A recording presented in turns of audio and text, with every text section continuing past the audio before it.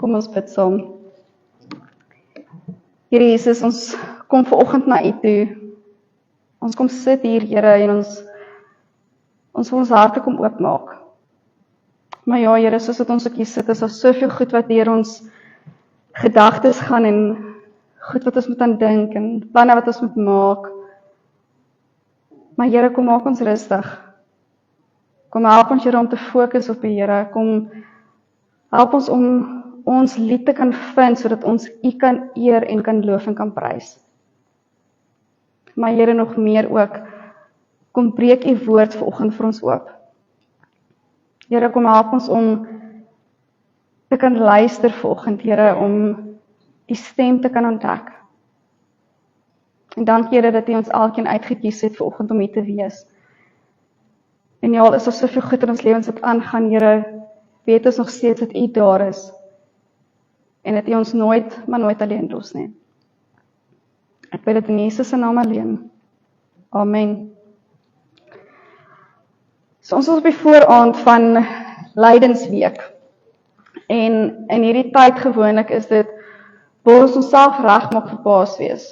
Waar ons onsself voorberei vir dit wat deur Jesus gegaan het. Tog is daar so baie goed wat ons moet onthou en aan moet dink en wat ons moet lees en soveel mense verwag goed van ons. Ons sien op sosiale media van jy moet hierdie vas doen, jy moet soveel daar moet jy dit doen en jy moet dit doen en dit doen. Maar eintlik is dit net 'n geraas en chaos wat ons beleef. En in hierdie chaos wil Jesus eintlik vanoggend vir ons kom sê, maar kom blok dit uit. En daar waar ons ook soos die stories wat ons gaan lees in die volgende paar weke, waar ons dit gaan lees en die chaos hoor van dit wat gebeur het, kom ons blok dit uit en ons kom fokus op die tyd wat Jesus met ons kom deel. Want hy het 'n boodskap vir ons elkeen, en hy wil graag hê ons moet die laaste paar oomblikke wat hy saam met sy disippels spandeer het, hierdie laaste week voordat hy gevange geneem is, wil hy hê ons moet iets hoor van sy hart. Iets hoor van wie hy regtig is en waarna toe hy ons elkeen uitnooi. En daarom wil ek vanoggend sommer begin met 'n gebed wat Jesus gebid het. En snaaks genoeg, ek het nou nog eens gaan kyk, dis net in die Johannes Evangelie wat dit opgeteken is. Die gebed wat Jesus gebid het vir sy disippels, maar ook vir hom en vir die kerk en so aan. En dis nogals 'n intense gebed. Nou ek gaan net die eerste 5 verse lees van Johannes 17. Nou julle kan gaan en regtig die hele gedeelte gaan verder opsoek en gaan lees, maar dit is iets nogals besonders. En dit sê daarso vers 1, nadat Jesus dit gesê het hy na die hemel toe opgekyk en gesê, Vader, die tyd het gekom, verheerlik U Seun, sodat die Seun U kan verheerlik. U het hom immers die volmag oor die hele mensdom gegee, om aan almal wat U hom gegee het, die ewige lewe te gee. En dit is die ewige lewe, dat hulle U ken, die enigste ware God, en Jesus Christus, wat deur U gestuur is. Ek het U op die aarde verheerlik, deur die werk te volbring, wat U my gegee het om te doen. Verheerlik U my nou, ook by U Vader, met die heerlikheid, wat ek by U gehad het, voordat die wêreld bestaan het.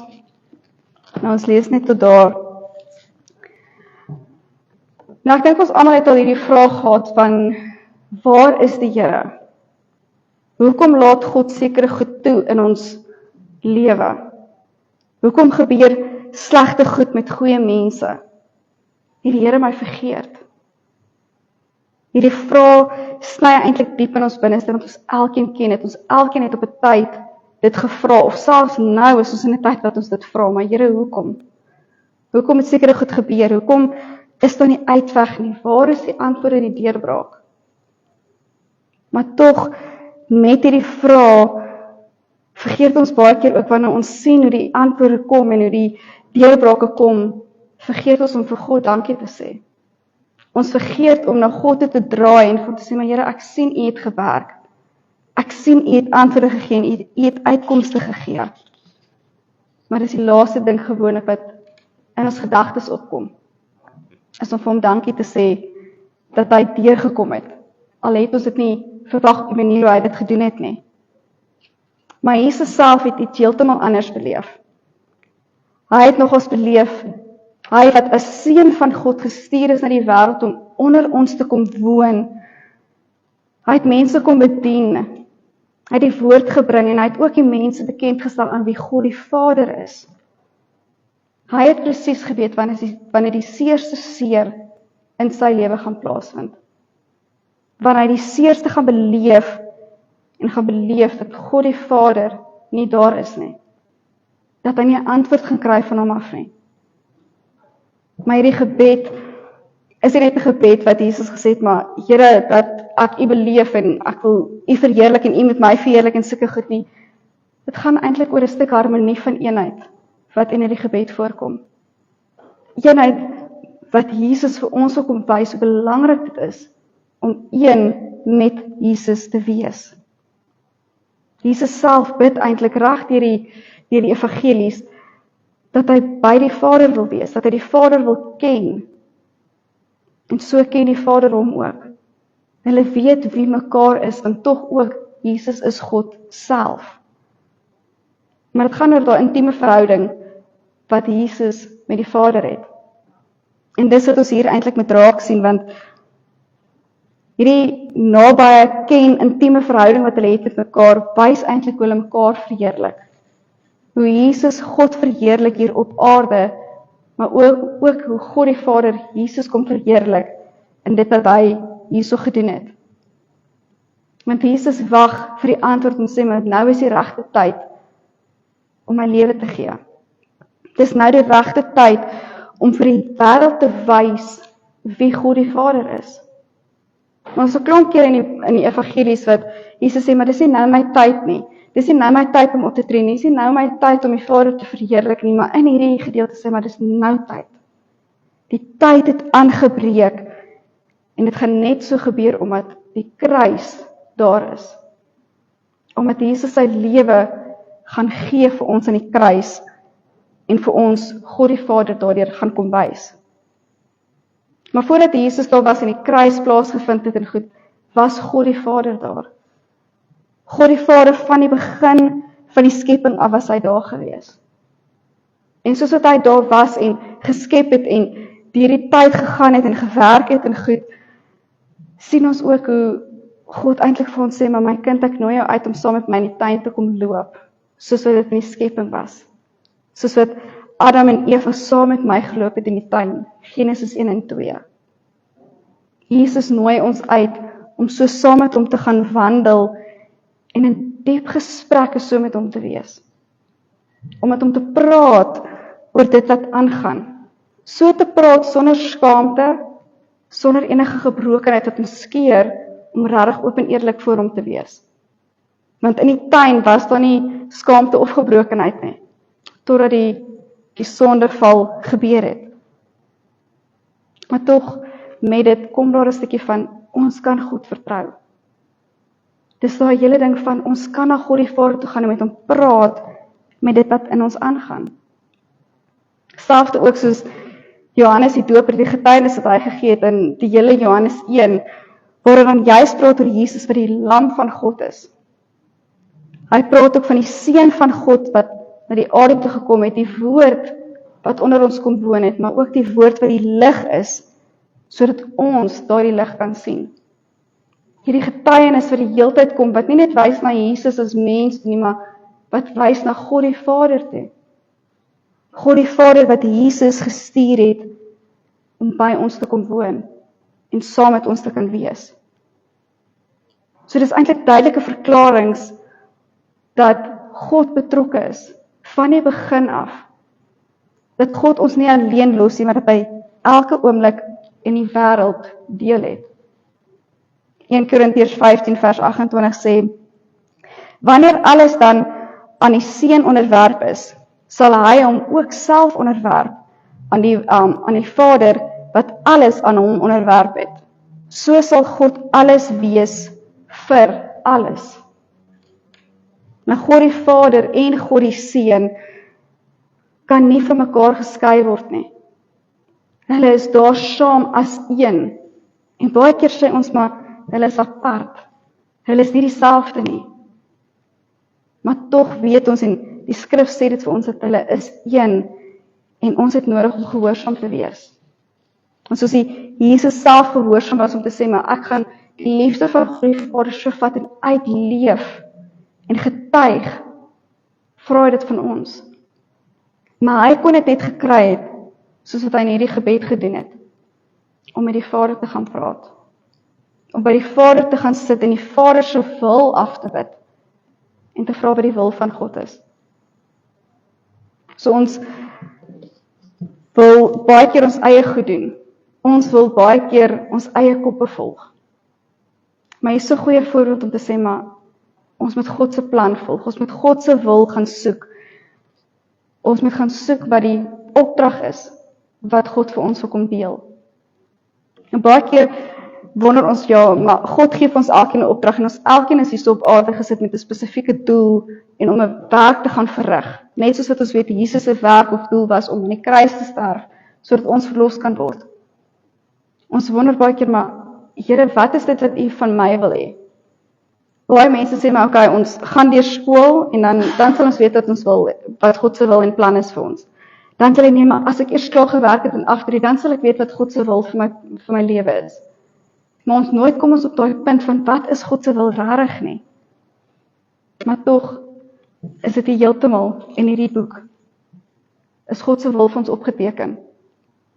Sy wil is hier so opgeteken, om te sê, maar, wees lief vir ander mense, gaan dra my woord uit, gaan gee om, gaan wees Jesus vir mense wat nie Jesus ken nie, gaan wees die woord vir mense wat nie 'n fisiese Bybel het nie. En dis wat Jesus was, dis wat hy gaan uitleef het, toe hy hier op aarde was.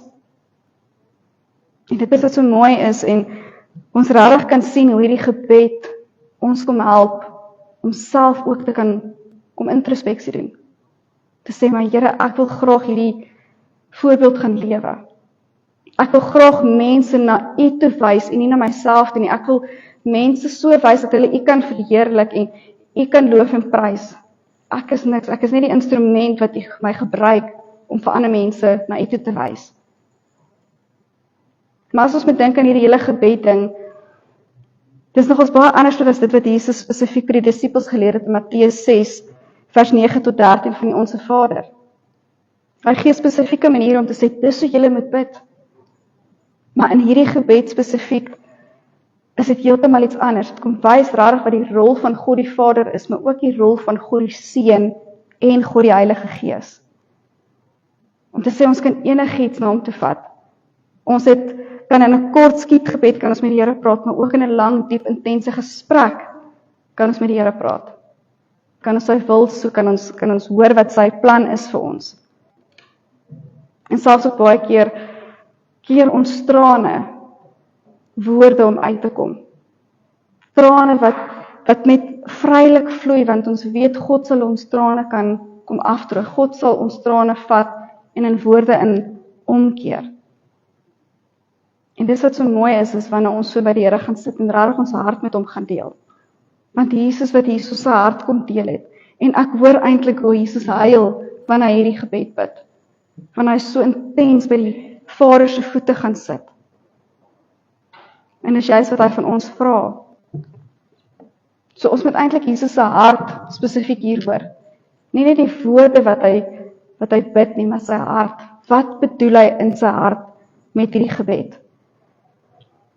Johannes 3 vers 16 tot 18, 'n baie bekende gedeelte eintlik sê dan vir ons hierso.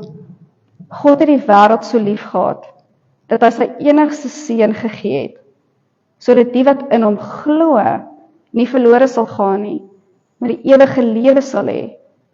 God het nie die seun uit die wêreld toe gestuur, om die wêreld te veroordeel nie, maar sodat die wêreld deur hom gered kan word. Wie in hom glo, word nie veroordeel nie. Wie nie glo nie, is reeds veroordeel, omdat hy nie in die enigste seun van God glo nie. So juist met hierdie gedeelte kom bevestig God wie hy is. Kom bevestig hy sy betrokkenheid in die gebrokenheid van die wêreld. Maar sodat hy 'n verlosser vir ons stuur, sodat ons nie verlore hoef te gaan nie. Dat ons nie self nodig het om 'n prys te betaal vir ons sonde nie. En net omdat ons verlosser gestuur is om ons te kom red, kan ons in 'n verhouding met God staan. Maar ook het ons die voorreg en die uitkyk en die opgewondenheid na die ewige lewe toe, waar ons kan sien hoe die drie eenheid mekaar verheerlik. Hoe ons dit fisies kan beleef, hoe God die Vader die Seun verheerlik en die Seun die Vader verheerlik en die Heilige Gees ook inkom, net omdat ons kies om saam met hom te wees. Maar dit vra dat ons baie keer verander. Dit vra transformasie wat in ons moet gebeur. Of 'n ander woord, dat ons geherskep word, sodat ons die beeld van God kan uitleef. Soos wat Jesus die beeld van God uitgeleef het hier op aarde, kan ons dit ook doen. Ons kan ook die oorwinning gaan behaal saam met Jesus, omdat ons toegelaat het dat hy ons kom herskep, dat hy ons kom verander. Ons kom oorwin die rampe en die seker, al die negatiewe en moeilike goed in ons lewens. Ons sny dit af, want Jesus help ons daardeur. Hy gee vir ons daardie oorwinning. En dis dan waar ons werklik besef wie en wat God is. Hoe betrokke God in ons lewe is. Hoe hy ons help en hoe ons hom dan ook kan verheerlik. Deur dit wat ons alles doen en hoe ons sien hoe hy kragtig betrokke is saam met ons. Maar juist deur dit sien ons vir die hele mensdom eintlik nie verlore kan gaan nie, want die verlosser is hier. Die keuse lê by ons, van gaan ons hom kies? Gaan ons kies om te glo in hierdie goeie Vader, of gaan ons regdraai en sê, maar God is ons vyand. God is nie vir ons belangrik nie. Gaan ons hom kies? En dis waar ons kan besef, maar ons ken 'n goeie God. Ons dien 'n goeie God. Hy ken ons elkeen se naam en hy is in beheer van ons lewe. Hy lei ons en hy dra ons en hy kom gee vir ons die regte rigting waar ons moet gaan. Partykeer is dit dat hy ons bietjie moet kom dissiplineer, want ons kies ons eie rigting en ons wil ons eie wil gaan doen en sulke goed. Maar tog het ons nog steeds nie nodig om bang te wees nie, want hy is daar. Hy is 'n liefdevolle Vader wat ons gaan kom koester en gaan kom help om die regte keuses te maak. Maar baie keer is daar 'n stryd in ons binneste wat ons skeer om hierdie goeie Vader raak te sien. Hierdie stryd van sonde wat ons oorval en goed wat ons kies wat niemand anders van mag weet nie. Maar in hierdie stryd kom die Vader nog steeds na ons toe en sê, roep uit na my. Kom sit by my, kom praat met my. En wanneer ons dit doen, besef ons, maar ons kan die ewigheid raak sien. Ons kan sy beskerming sien, en soos wat die res van Psalm of Johannes 17 ook sê, ons kan sien dat ons nie van die wêreld is nie, maar dat ons op die waarheid staan. Die waarheid wat Jesus Christus is, die een wat ons beskerm en ons dra. Soos wat ons dan nou in hierdie lydenstyd ingaan, dan sien ons raak wie God is.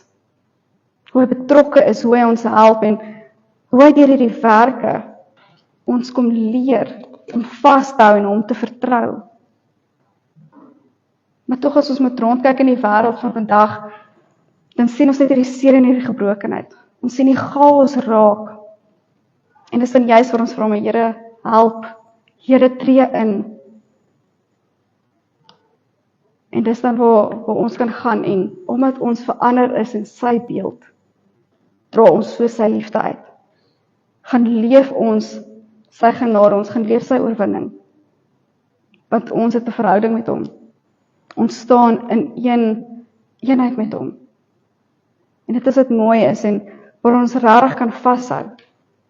Want Jesus wil nie vir ons die straf gee nie, hy wil nie hê ons moet gaan en ons moraliseer beleef en ons eie maak en dit hou by ons nie. Ons moet dit laat gaan.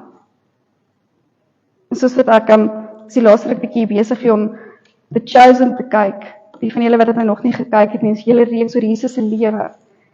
En spesifiek season 5 gaan juist oor hierdie tyd van lyding. En soos dat hulle in Jerusalem instap, die palmpakke wat voor Jesus neergesit word, die klere wat gegooi word en Jesus loop daaroor. Daai opgewondenheid van, wow, hierdie mense ken die Messias, hulle ken die een wat daar is, die koning van Dawid, die seun van Dawid, soos dat hulle dit uitskree. Maar min wetende, die seer wat hulle gaan beleef, die chaos waardeur hulle gaan en dit wat Jesus self moet verduur. En ons mag toch dink, ja, wow, Jesus het op 'n donkie ingery en dis so mooi goed en alles, maar die seer wat vir ons wag, kom op die tyd van ons het die minste verwag. Jesus self het geweet, ja, sy seer kom, die lyding kom. Die disippels het nie. Die disippels het nie geweet wanneer die groot seer gaan plaasvind nie. Hulle het net die vreugde beleef en dit self net vir die Here geloof en prys. Maar soos wat Jesus self gesê het, maar Vader, ek weet wanneer dit die tyd is wat ek moet ly. Sien ons dit in Lukas 22 vers 44 waar Jesus ook in die tuin gaan sit en eintlik gaan bid en sy sweet soos bloed geword het. En gesmeek het, Here, vat hierdie lydingsbeker vir my al weg. Jesus het geweet, maar hy het nog steeds die keuse gemaak om te sê, maar ek kies nog steeds om te gaan sterf. Ek kies nog steeds om gehoorsaam te wees in die Vader se wil, eerder as om my eie menslike wil te volg. Ek sit die Vader eerste, want ek wil hom verheerlik. Ek wil na hom te wys en ek wil vir die mense kom wys wie die Vader is. En dis hoe ons eintlik kan besef, maar maak nie saak wat se angs, spanning, stres ons beleef nie. Wat se depressie ons dalk moet deurgaan nie, of wat dit ook al mag wees. Deur dit is Jesus saam met ons. Deur hierdie stil goed wat ons beleef, die seer wat ons deurmaak, wanneer ons dit eintlik die minste verwag, kom Jesus en hy kom gee vir ons oorwinning. Hy kom maak ons vry, en hy kom beloof ons, dat hy ons wil dra. Maar ek meen, sonde en seer kom so maklik in ons lewe in. Dit vloei so vinnig in. Hoe sal dit bekruip ons?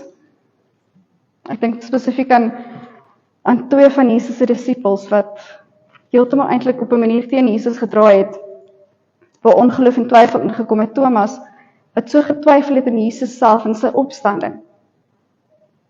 Maar tog, toe Jesus daar was en vir hom gewys het, maar dit is wie ek is, het Thomas heeltemal omgedraai. Sy ongeloof het weer geskuif na geloof toe. Hy het gesien wie Jesus is en hy het geglo dat Jesus die ware koning is. Judas wat ook sy geloof heeltemal een kant toe gesit het en geld eerder gevat het as sy geloof in Jesus Christus. Hy het sy eie wil gevolg en sy eie goed het hy eerder gedoen, eerder as om na Jesus toe te draai. En ek wonder op myself, hoeveel keer per dag draai ons nie teen Jesus nie? Hoeveel keer per dag vat ons nie die eer en die heerlikheid vir onsself, waar ons dit eintlik vir hom moet gee nie? Waar ons eer en lof aan hom moet bring, sê ons maar dis ek het dit gedoen. En dis wat Jesus graag eintlik vanoggend by ons wil kom neerdruk. Ons het 'n goeie Vader wat ons kom help om raak te sien dat hy daar is. Dat hy die een is wat ons kom sterk hou en wat ons kom verander in sy beeld, sodat ons sy liefde kan uitleef. Sy planne is goed genoeg. Maar dit gaan nie oor ons planne nie, dit gaan nie oor ons tyd en ons wil nie. Dit gaan oor hom. Dit gaan oor wat hy is en wie hy is en hoe goed hy vir ons is. Om die ware God te leer ken en eintlik die uitnodiging dat kan beleef van kom saam met my sodat jy in die ewigheid kan instap. Kom saam met my en kom beleef die goedheid wat ek vir jou wil gee. Kom sit by my voete, by die Vader se voete. Kom ons bid en ons gevra vir die Here vir al die hulp en leiding. Maar tog in hierdie gebed, ja, ons moet vir onsself bid. Ons moet vir ons eie uitdagings bid. Ons moet vir die Here vra waarmee ons sukkel. Maar tog ook soos wat Jesus gebid het vir die kerk en vir sy disippels, het ons nodig om vir die mense rondom ons te bid. Het ons nodig om te bid vir die mense wat ons skeef aankyk. Of selfs ook vir die mense wat goed agter ons rug sê, of ons baas of kollega, of iemand soos dit wat heeltemal teen ons draai. Maar dit gaan nie oor ons nie, dit gaan oor God. Dit gaan oor wie hy is en die goedheid wat hy vir ons is. En die liefde en die omgee wat hy vir ons het. So is dit net gebed en dit wat ons met God kan deel, gaan meer oor die verheerliking van God. Om te sien dat God steeds teenwoordig was in die kruisverhaal. Dit waardeur Jesus gegaan het. Waar hy gesien het wat aankom. Die ander wat dit nie gesien het nie, maar om te weet dat God hom nie sal alleen los nie. So my gebed is dat ons hierdie Paastyd soekend sal wees, nie net vir dit wat Jesus kom doen het nie, maar dat ons soekend sal wees vir die Vaderhart, dat ons deur die kruis kan sien hoe groot die Vaderhart vir ons is. Dat ons sal soek dat die Vaderhart ons kom omvou, ons kom leer wat sy wil is, en ons kom help om die regte keuses te maak. Want alles gaan oor hom. God drie-enig, wat betrokke was van die begin tot die einde, deel is van elke stukkie van ons lewens. Mag ons dit ook so beleef in hierdie Paastyd. Kom ons bid saam. Here Jesus, ons hoor al hierdie goed, ons hoor hierdie gebed wat U gebid het. En Here, ons kom sit vanoggend hier en ons wil U kom verheerlik. Here, ons wil onsself kom neerlê, sodat ons U tyd, U wil, U plan vir ons lewe kan opneem. Here, kom maak dit vir ons duidelik wat ons moet doen. Here, kom help ons om wysheid raak te sien in U woord. Help ons om te leer om in liefde om op te tree, of help ons om te leer om te gee, of net om te luister na ander mense. Maar Here, nog meer dat ons die Vaderhart sal sien, en sal sien hoe groot die liefde vir ons is. Dankie dat U 'n goeie Vader is, wat ons nie los nie, maar wat saam met ons stap. Ek bid dit alles in Jesus Christus se naam alleen. Amen. Kom ons dank die Here met ons dankoffers.